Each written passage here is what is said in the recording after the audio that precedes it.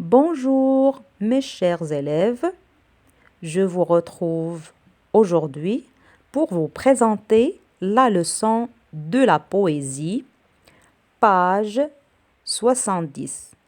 Aujourd'hui, nous avons poème pour un enfant lointain. On commence par la lecture de la poésie. Poème pour un enfant lointain. Tu peux jouer au caillou. Il suffit de ne pas bouger. Très longtemps, très longtemps.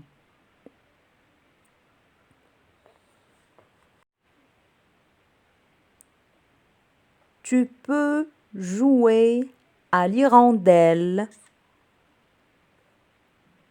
Il suffit d'ouvrir les bras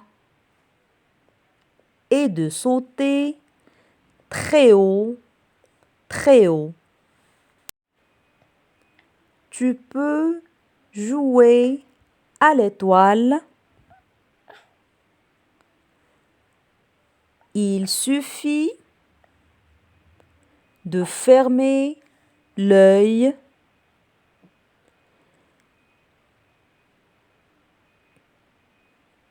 puis de le rouvrir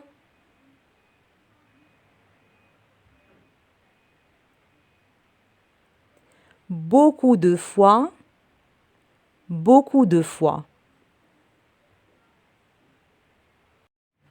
Tu peux jouer à la rivière.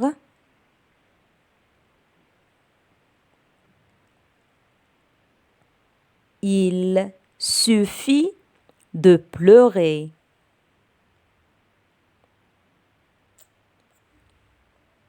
Pas très fort, pas très fort.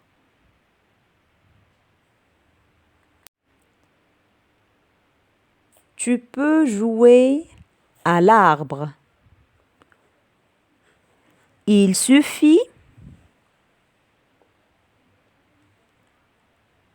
de porter quelques fleurs qui sentent bon, qui sentent bon. Dans cette deuxième lecture, nous allons lire le poème strophe par strophe. Tu peux jouer au caillou. Il suffit de ne pas bouger. Très longtemps, très longtemps.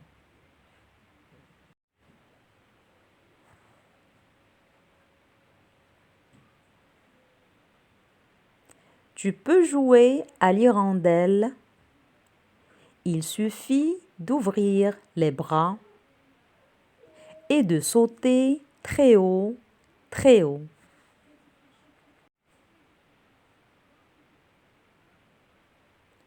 Tu peux jouer à l'étoile. Il suffit de fermer l'œil, puis de le rouvrir beaucoup de fois, beaucoup de fois.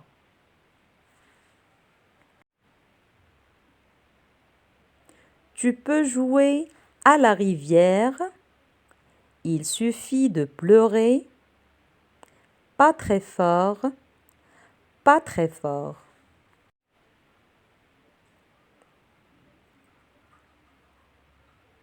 Tu peux jouer à l'arbre. Il suffit de porter quelques fleurs qui sentent bon, qui sentent bon. Nous allons commencer à répondre aux questions. Je découvre la forme du poème.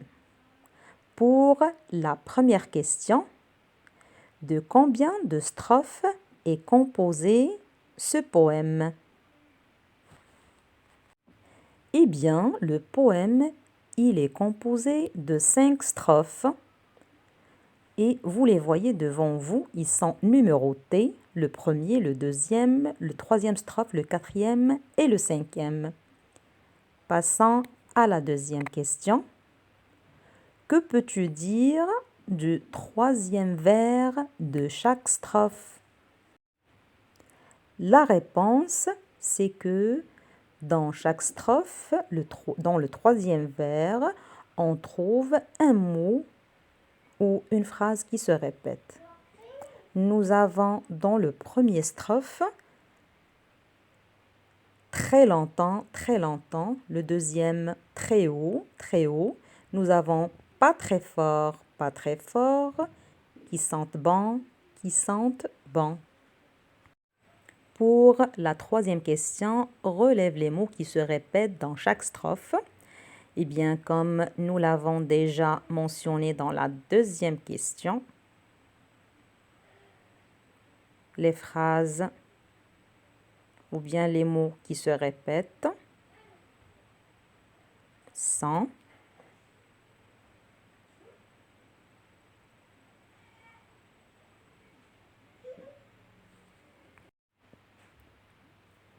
question numéro 4. Est-ce qu'il y a des mots qui riment dans ce poème? Justifie ta réponse. La réponse, c'est qu'il n'y a pas de mots qui riment dans ce poème.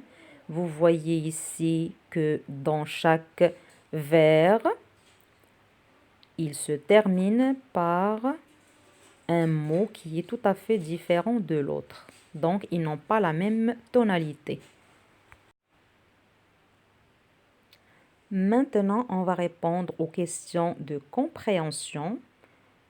Je comprends le poème. Première question.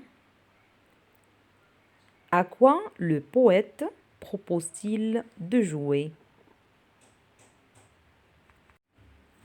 Eh bien, la réponse, c'est qu'on voit dans chaque début de strophe, pour le premier vers, le poète, il nous demande de jouer au caillou, à l'hirondelle, à l'étoile, à la rivière et à l'arbre. Comme vous voyez ici devant vous, vous avez le premier vers de chaque strophe. Jouer au caillou, jouer à l'hirondelle, jouer à l'étoile, jouer à la rivière et jouer à l'arbre. Question numéro 2. Que faut-il faire pour jouer à l'hirondelle? Eh bien, pour jouer à l'hirondelle, il suffit d'ouvrir les bras et de sauter très haut, comme le poète le mentionne. Tu peux jouer à l'hirondelle. Il suffit d'ouvrir les bras et de sauter très haut, Pour la troisième question, pleurer permet de jouer à quoi? Pleurer permet de jouer à quoi? Pleurer permet de jouer à la rivière.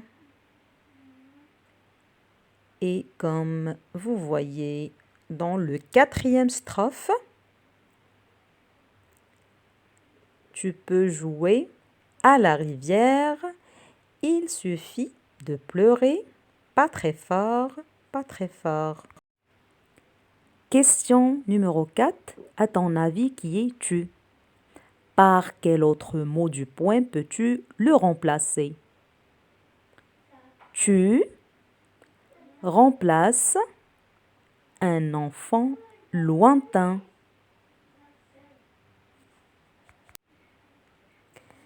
Merci pour votre attention, mes chers enfants. J'espère que la vidéo était à la portée de vous tous. Je vous retrouve dans une nouvelle vidéo et une nouvelle leçon.